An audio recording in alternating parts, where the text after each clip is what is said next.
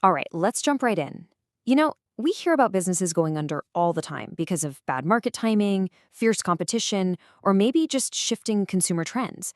But what actually happens when the literal machinery your business relies on suddenly stops working and you have absolutely zero backup plan? Well, today we're diving into a corporate autopsy of the Indian airline Go First. We're going to look at exactly how a very specific, isolated hardware problem managed to systematically dismantle an entire enterprise. It's an absolutely brilliant, if a little terrifying, cautionary tale about risk, reliance, and resilience. Section 1. The Fall of Go First. From the skies straight to insolvency. 11,000 crore rupees. To put that into perspective, that is roughly 1.3 billion US dollars in liabilities left behind when the music finally stopped. And look, this wasn't some fragile fly-by-night startup.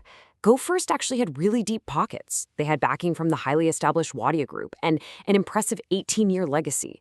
They'd already survived global recessions, they survived pandemics, and yet they left behind this catastrophic financial crater. For a hemorrhage of this absolute magnitude to happen, something in the core operational engine of the business literally had to fail spectacularly. Okay, let's dive into this timeline to see just how rapidly things went south. So, the company was founded way back in 2005 as Go Air, and for nearly 2 decades, they steadily built up their routes, their fleet, their customer base, the whole shebang. But look at how insanely compressed the end of this timeline is. In early 2023, reports start escalating about a massive grounding of their fleet. And then by May 2023, literally just a few short months later, they're filing for sudden insolvency. 18 years to build it all up, and essentially one single quarter for it to completely unravel. Wild, right? Which brings us to Section 2, Dissecting the Root Causes. Or as I like to think of it, the lethal domino effect. So the exact catalyst of this whole disaster actually started right under the hood. Go First operated the Airbus A320neo family of aircraft, right? And they heavily relied on Pratt Whitney GTF engines to power them. But then those engines started suffering from these systemic recurring defects. We're talking issues that required immediate removal and really intensive maintenance. By the time they hit insolvency, a staggering 50% of their entire fleet was just completely paralyzed on the tarmac. I mean, just imagine trying to run a transport business when exactly half of your revenue-generating assets suddenly turn into very expensive, very heavy paperweights. And right here is where a mechanical failure morphs into a massive strategic failure. No replacement aircraft, no mitigation plan. The airline had completely, totally over-relied on a single supplier for their engines. So when that single point of failure triggered, there was absolutely no plan B. None. They didn't have backup engines leased, they didn't have replacement aircraft lined up, they just watched half their fleet sit idle for months. Honestly, it's a shocking oversight in basic risk mitigation. When you're in an industry where asset utilization is quite literally the only way to make a profit, having zero contingency for an asset failure is basically a death sentence. And this brilliantly illustrates the fatal intersection that ultimately killed Go First. On one side, you've got the operational risk, external, systemic engine defects requiring sudden removal. That's bad for sure, but the real fatal blow lands with the financial reality on the other side. Go First had effectively zero liquidity buffer to absorb a sustained revenue loss of this massive scale. When an external hardware issue forced half those planes out of the sky, their internal financial structures simply snapped. They couldn't pay their fixed costs while waiting for those engine replacements, simply because they had no cash reserves to bridge that gap. Let's move to Section 3, the landmark legal battle, the fight for the fleet. Okay, so once the insolvency was officially filed, the narrative dramatically shifted. It wasn't about fixing engines anymore. It was all about the immediate, chaotic aftermath.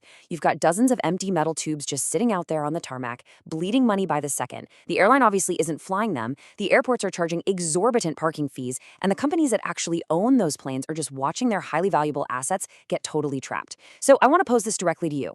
So what happens to the planes? Do they become property of the bankruptcy court to be sold off to pay debts? Or do the leasing companies who originally bought them get to simply walk on the tarmac, grab the keys, and fly them away? Well, that exact question triggered a massive, high-stakes legal collision that sent absolute shockwaves through the entire global aviation finance sector. To answer that, we've got to demystify a crucial piece of legal jargon here, IDER. It stands for Irrevocable Deregistration and Export Request Authorization. Now, in plain terms, it's basically a specialized legal tool embedded in international aviation leases. It gives the lessors, the true owners of the aircraft, the right to scramble, legally deregister the plane in the host country, and just take their property back if the airline defaults. When Go First went under, the lessors immediately fired off their IDER requests. But because Go First was in corporate insolvency, the Indian courts initially froze all the assets. This trapped the planes and created this massive legal standoff between local bankruptcy law and international leasing contracts. Ultimately, the resolution of this standoff actually made history. The Cape Town Convention rights were confirmed in India. Now, the Cape Town Convention is this international treaty designed to protect aircraft lessors, and the final ruling basically affirmed that these international IDERA rights override local insolvency freezes. So the lessors finally got to take their planes back. What this means is that the collapse of Go First wasn't just a corporate death. It established a landmark precedent that now securely governs how all future aircraft leasing is going to be handled in the country. A real game changer. Bringing us to Section 4, Survival Lessons for Business, the autopsy takeaways. So the crucial point is, how does this apply to us? You know, it's really easy to look at a multi-billion-dollar airline and think, well, their problems are completely disconnected from my own operations. But the underlying mechanics of why Go First failed are actually totally universal. They apply to supply chains, tech stacks, and basic business operations across entirely different industries. Distilling this complex case study down, we're left with 3 clear, irrefutable survival rules for literally any enterprise. First, single supplier concentration is an existential risk. Whether it's jet engines, cloud hosting, or a key manufacturing component, if you rely entirely on one vendor and they stumble, you fall. Period. Second, maintain liquidity reserves equivalent to at least 3 to 4 months of your fixed costs. Hardware is going to fail. Markets will shift. Cash is the only oxygen you have while you fix a problem. And third, fully understand your lease and vendor agreements. You need to know exactly what rights your partners have to pull their assets if things go south, just like those lessors did with IDERA. I want to leave you with this final, critical thought.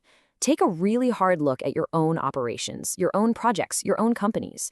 If your absolute main supplier catastrophically failed tomorrow morning, would your business actually survive the month? Go First couldn't. It's a pretty sobering reality check about the hidden fragility in the systems we build every single day. Thank you so much for joining me on this explainer. Keep learning, keep analyzing, and I'll catch you next time.